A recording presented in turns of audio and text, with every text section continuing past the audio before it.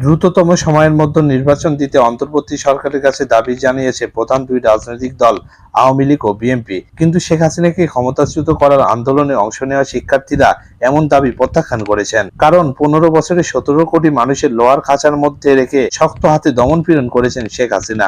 গত 15 বছরের এমন পুনরাবৃত্তি চান না আন্দোলনকারী শিক্ষার্থীরা। প্রায় 30 জনের সঙ্গে বাংলাদেশের বর্তমান পরিস্থিতি নিয়ে কথা বলেছে রয়টার্স। এর মধ্যে শিক্ষার্থী, রাজনৈতিক দলের নেতাসহ বিশ্লেষক রয়েছে। আন্দোলনের সময় ছাত্র আন্দোলনের গুরুত্বপূর্ণ একাধিক নেতাকে আটক করে আইন শৃঙ্খলা বাহিনী। এর মধ্যে ছিলেন নাহিদ ইসলাম, আসিফ মাহমুদ এবং আবু বাকের মজুমদার। সরকার পতন প্রসঙ্গে বাকের মজুমদার জানান, আইন প্রয়োগকারী সংস্থার সদস্যরা তাকে অন্যায়ভাবে আটক করেছে এবং মারধর করেছে। মুক্ত হয়ে চিকিৎসা নেওয়ার সময় তিনি দৃঢ় প্রতিজ্ঞা করেন, হাসিনাকে এবার যেতে হবে। বেসরকারি ইস্ট ওয়েস্ট বিশ্ববিদ্যালয়ে 22 বছর বয়সী সমন্বয়কারী নাঈম আবেদিন বলেন, সেই সপ্তাহে পাবলিক বিশ্ববিদ্যালয়ের ক্যাম্পাসে ঘটে যাওয়া সহিংসতা বেসরকারি বিশ্ববিদ্যালয়ের শিক্ষার্থীদের রাস্তায় নামতে বাধ্য করে। ভাইদের জন্য রাস্তায় নেমে আসা তখন আমাদের দায়িত্ব ছিল। তিনি বলেন, বেসরকারি বিশ্ববিদ্যালয়ের শিক্ষার্থীদের রাস্তায় নেমে আসা টার্নিং পয়েন্টের মতো একটা বিষয় ছিল। অপ্রত্যাশিতভাবে অনেক অভিভাবক যোগ দিয়েছিলেন। সেই সপ্তাহের শেষের দিকে অন্তত 114 জন নিহত হয়েছিলেন, আরো কয়েকশো আহত হয়েছিলেন।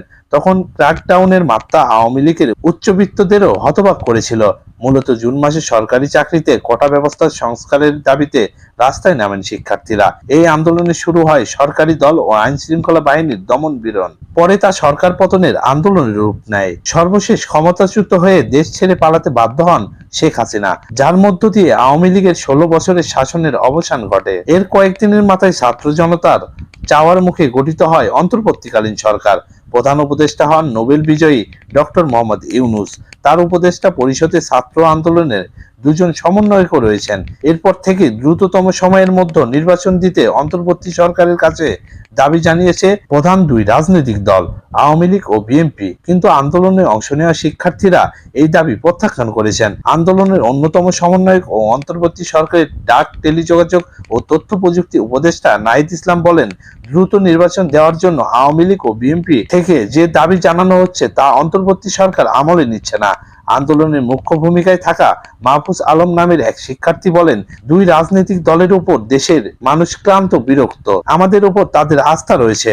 এই জন্য নতুন রাজনৈতিক দল গঠন নিয়ে আলোচনা করছেন শিক্ষার্থীরা। 1 মাসের মধ্যে এ ব্যাপারে সিদ্ধান্ত আসতে পারে। রাজনৈতিক প্ল্যাটফর্ম গঠনের আগে সাধারণ ভোটারদের সঙ্গে এই বিষয়ে আলাপ করতে চান তারা। আরেক সমন্বয়ক তাহমিদ চৌধুরী বলেন, নতুন রাজনৈতিক দল গঠনের সম্ভাবনা রয়েছে। এর মূল ভিত্তি হবে অসাম্প্রদায়িকতা ও মত প্রকাশের স্বাধীনতা। ছাত্র নতুন দল গঠন প্রসঙ্গে পররাষ্ট্র উপদেষ্টা তৌহিদ হোসেন বলেন, রাজনৈতিক ধারা পরিবর্তন হবে, কেননা এতদিন এই রাজনীতি থেকে তরুণদের বাদ রাখা হতো, তবে ছাত্রদের সঙ্গে এ বিষয়ে কথা হয়নি। তো এই ছিল আজকের ভিডিওটিতে।